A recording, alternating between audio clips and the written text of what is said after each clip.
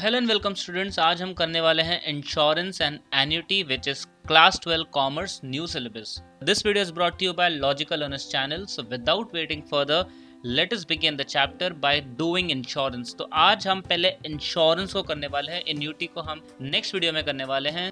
Like we all have a lot of possessions, हम घर खरीदते कार खरीदते हैं, yes we have a lot of possessions, but this possessions are always at a risk. लाइक घर को आग लग सकती है, बहुत सारी फैक्टर्स है जिससे आपकी चीज़ें सेफ नहीं है, your assets are not safe. So obviously what are we going to do, we are going to contract an agent, और उस एजेंट को हम अपनी चीज़ों को इंश्योर करने बोलेंगे। तो इंश्योरेंस के लिए आपको एक प्रीमियम भरना पड़ता है, certain amount you have to pay for the amount that you are insuring. आप जितनी अमाउंट को इंश्योर कर रहे हो उसके लिए आपको प्रीमियम भरना पड़ेगा, और एजेंट के लिए उसको कमीशन मिलेगी। So agent will get a certain percentage out of it. We are going to do different kind of scenarios और डिफरेंट काइंड ऑफ सम्स करने वाले हैं। आपको कंसेप्ट क्लियर करने के लिए वीडियो है। So let us begin by doing few sums. In the first sum you can see that a building, जो अभी डायग्राम में है, it was worth rupees 50 lakhs and it is insured for 4/5 of its value at a premium of 5%। तो हर बार हम पूरी की पूरी value की इंश्योरेंस नहीं लेते, क्योंकि sometimes the things are too costly और पूरा का पूरा प्रीमियम हम अफोर्ड नहीं कर सकते। तो हम क्या करते हैं, उसकी कम वैल्यू का इंश्योरेंस लेते हैं। तो जैसे कि for in this example the insured value is only 4/5, मतलब बिल्डिंग की पूरी 50 लाख का इंश्योरेंस ले रहे हैं, सिर्फ 4/5 इंश्योरेंस ले रहे हैं, एंड द प्रीमियम इज 5%। तो ये हम प्रीमियम भरेंगे। Find the amount of premium and also the commission of the agent, अगर कमीशन 3% है। So let us solve the sum. जो पहले हमें दिया है हम लिख लेते हैं। So the property value is 50 lakhs and the policy value will be 4/5। तो हम पूरा का पूरा इंश्योरेंस नहीं ले रहे थे, तो कितने की पॉलिसी हम ले रहे हैं? सो 4/5 विल बी 40 lakhs। और रेट ऑफ प्रीमियम, प्रीमियम कितने का हमें पड़ेगा? So that is 5%। तो मोस्टली सम्स में परसेंटेज ही निकालने हैं। 5% ऑफ 40 lakhs जो होता है 2 लाख रुपए।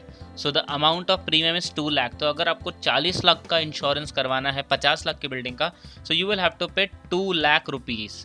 और इसमें एजेंट की कमीशन थी 3%। तो एजेंट को जो प्रीमियम अमाउंट पर उस पर कमीशन मिलती है, तो प्रीमियम अमाउंट 2 लाख की थी, तो 2 लाख का 3% होता है 6,000 रुपए। So the agent is going to get 6,000 rupees. So sum was very clear to you. Sum बहुत इजी था। 50 लाख की वैल्यू थी, 40 लाख का हम इंश्योरेंस करवा रहे थे, जिसमें हमें प्रीमियम 2 लाख आया और एजेंट की कमीशन 3% के हिसाब से कैलकुलेट कर ली। So we got the answer. So now moving on and let's see another sum. तो in another sum, a shopkeeper insures his shop value of 20 lakh rupees.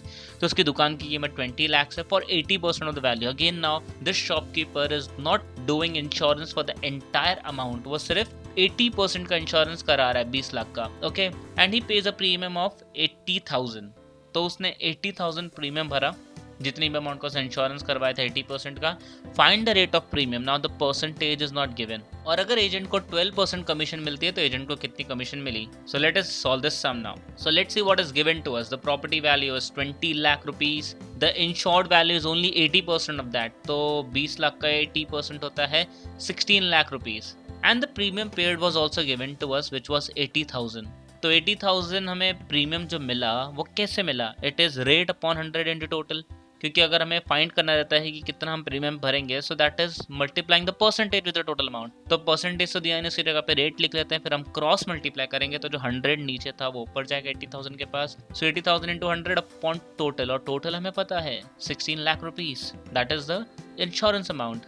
सो 16 लाख अगर डिवाइड हो जाएगा, so we get the answer, the rate to be 5%। So that's quite simple, and agent commission was 12%. So अगर हम 12 upon 100 into 80,000 कर लें, क्योंकि जैसे मैंने कहा था कि एजेंट को प्रीमियम के अमाउंट पे ही कमीशन मिलती है, सो एजेंट को 12% कमीशन मिल रही है और प्रीमियम अमाउंट है 80,000। So if we just multiply the 12% into 80,000, so we get 9,600 rupees. ये प्रीवियस सम की तरह ही था। The agent's commission was quite simple, सिर्फ परसेंटेज इसमें हमें निकालना था, that was different. Now let us look on to another scenario of insurance. Suppose like you have a car, और let's say उस बिल्डिंग से एक आयरन का टुकड़ा के कार पे गिर जाता है, but the car is not completely damage, it is only little bit damage. तो अगर सपोज पूरी की पूरी प्रॉपर्टी डिस्ट्रॉय नहीं होती और अगर थोड़ा सा अमाउंट डिस्ट्रॉय होता है, so what will be the claim amount? हम कितना क्लेम कर सकते हैं? So let us understand that by doing another sum. So let's do a third sum, and in the sum the information that is given to us is a car is worth rupees 5,40,000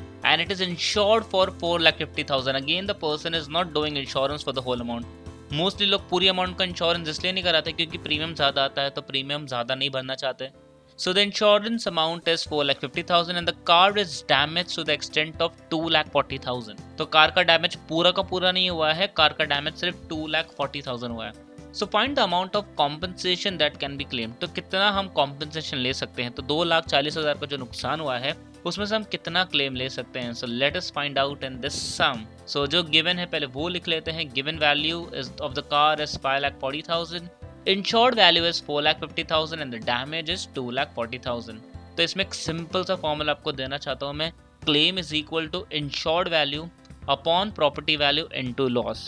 Remember this formula, you're going to use this formula for all kinds of sums. सारे sums के लिए आप यही formula use करने वाले हो. तो अगर हम सारी वैल्यूज इसके अंदर डालें तो हमें डायरेक्टली आंसर मिल जाएगा.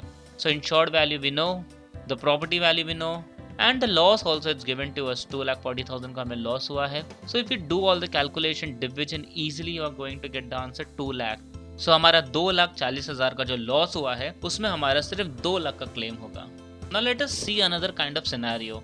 इसमें चीज़ें रिकवर भी हो जाती है. तो let's say you have lot of books and again the books are catching fire. तो सारी की सारी बुकें डिस्ट्रॉय नहीं होती है, कुछ बुक्स डिस्ट्रॉय होती है और उसमें से भी बुक्स बेच के हम थोड़ी अमाउंट सैल्वेज कर सकते हैं. हम बुक्स की पूरी अमाउंट का हमें लॉस नहीं हो रहा है. So we can save little bit amount. So a certain percentage of the amount can be recovered from the books. तो इस टाइप के सम्स को कैसे करते हैं. सो क्वेश्चन को देख लेते हैं. 10,000 कॉपीज ऑफ बुक है, 80 रुपीज ईच है और इंश्योरेंस वापस हम पूरा नहीं ले रहे, हम 3/5 अमाउंट इंश्योरेंस ले रहे हैं. Now some of the books were damaged and therefore reduced to 60% of the value.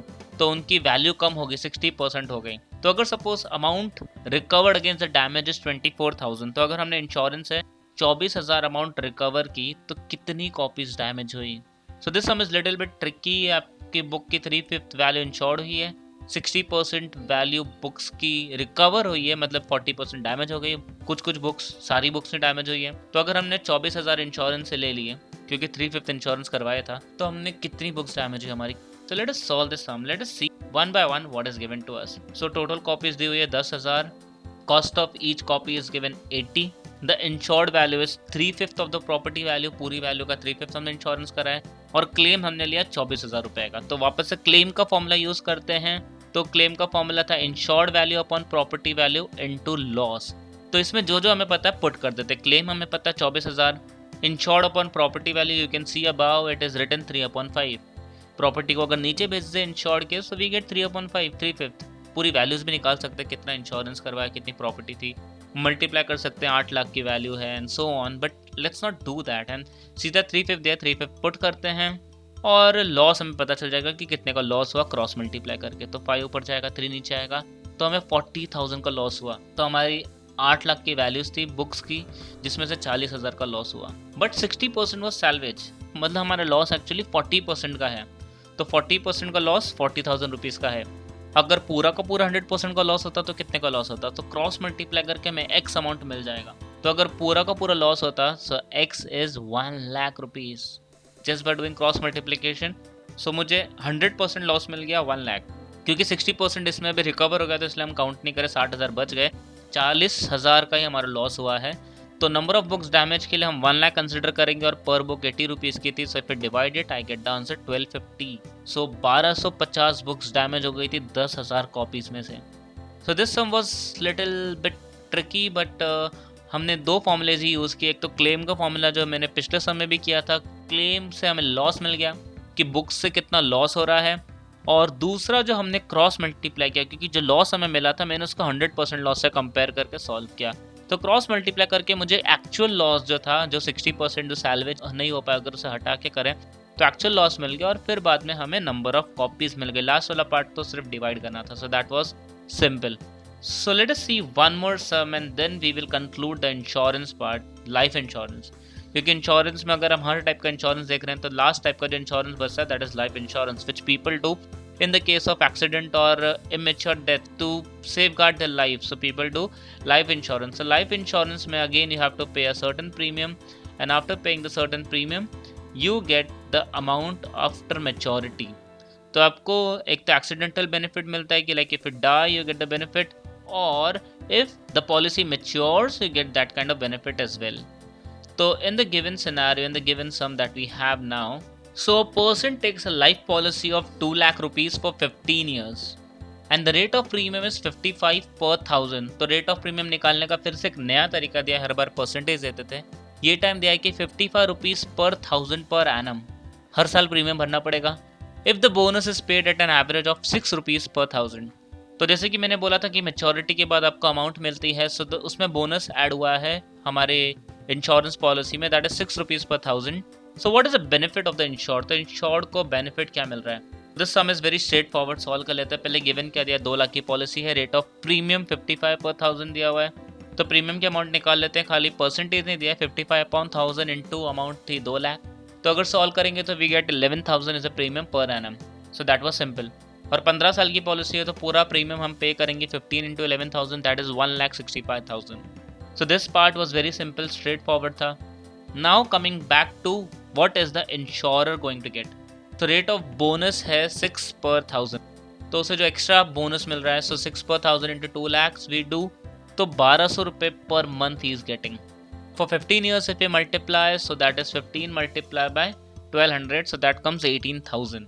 तो पॉलिसी मेच्योर होने पे एक तो 2 लाख मिल रहे थे, plus he is getting 18,000, so the amount is 2,18,000, bonus add कर लिया। सो द बेनिफिट उसने भरा कितना था, 1,65,000 premium, you can C on the left hand side, and he is getting 2,18,000. So the total benefit after 15 years amounts to be 53,000 rupees. So this is how life insurance work. You get a bonus amount which get added to the maturity value.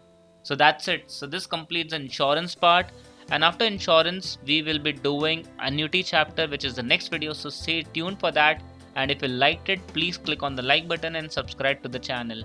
And this video is brought to you by the Logical Earners channel. Thank you so much.